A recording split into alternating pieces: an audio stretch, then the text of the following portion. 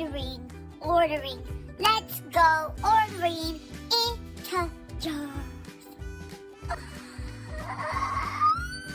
Get it? Like the Kroger song? You're too young to know that.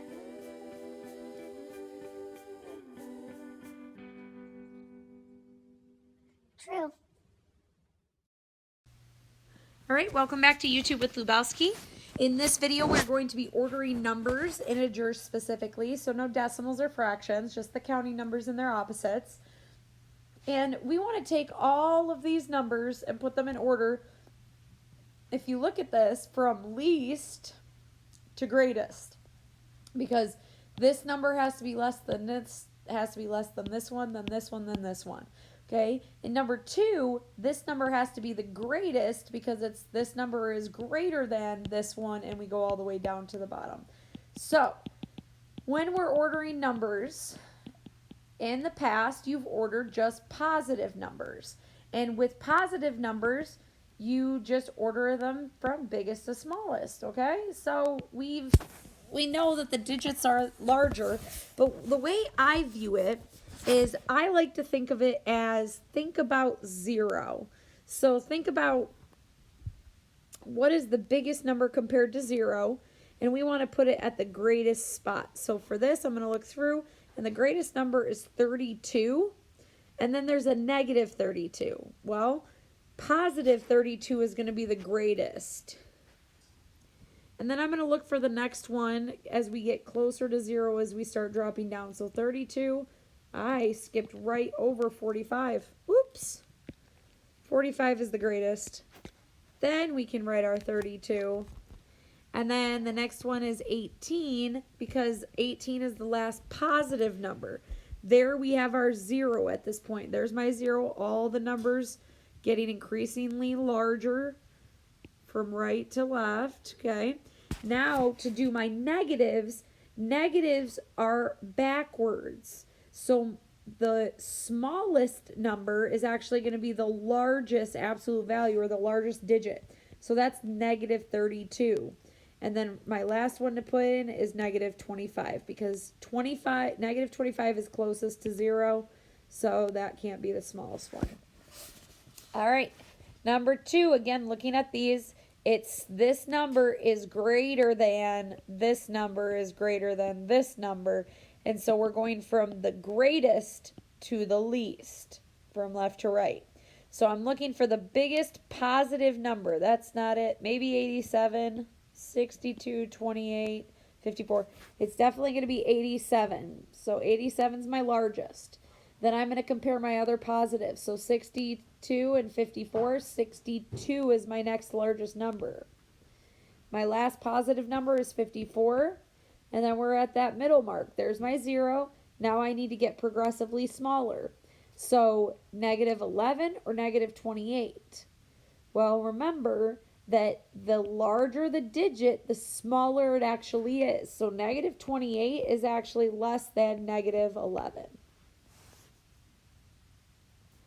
All right, question 3. Looking at this again, this number is going to be less than this number. So we're going to go from the smallest to the biggest. So let's find the smallest first. So it's not going to be 43 because I see positives and negatives. So the positive numbers are not going to be it. I have to decide, is it negative 27 or negative 58? Well, negatives are opposite of what we think it is. The smallest number is actually negative 58. The larger the digit or the larger the absolute value, the distance from 0, the smaller the value. So then my other negative number is negative 27. Now we're at that midway 0 point. Now I have to go from the smallest to the largest positives, which is back to what we normally think. 9 is less than 34 is less than 43. Question number 4. This number is greater than this number. So we're doing the largest to the smallest on this one. So my largest number is going to be one of my positive numbers. So my largest of my positive numbers is 59.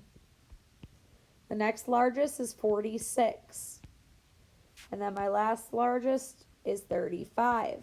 Now we're at that middle ground, that 0. On the other side of 0, it goes the opposite of what we did on the positive. My largest number is actually -8 on the other side. And then -39 gets really far away from 0 and is really, really small. All right, this number is less than this number. So I'm going from the smallest to the biggest. So one of my smallest number is going to be one of my negatives.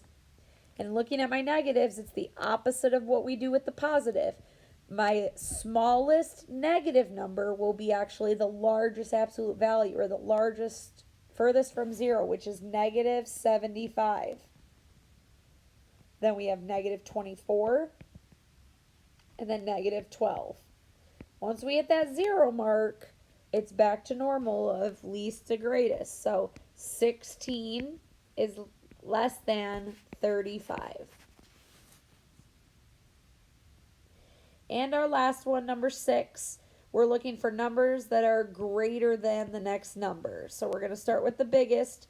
The biggest, it has to be a positive. So between 15 and 57, 57 is greater than 15. Once we hit the 0 mark, it becomes the opposite of what we think. So we're going to actually take the smallest absolute value, which is 5. So -5, then -19, and then -46 is less than everything else. That's the smallest number we have. So again, positives and negatives, the most important thing is you remember that negatives are the opposite of what we do with the positives. So if the largest distance from 0 in positive is the largest number, the opposite is true. The further away from 0 you get, the smaller you get. There you have it. That's math. That's what you do. Yep.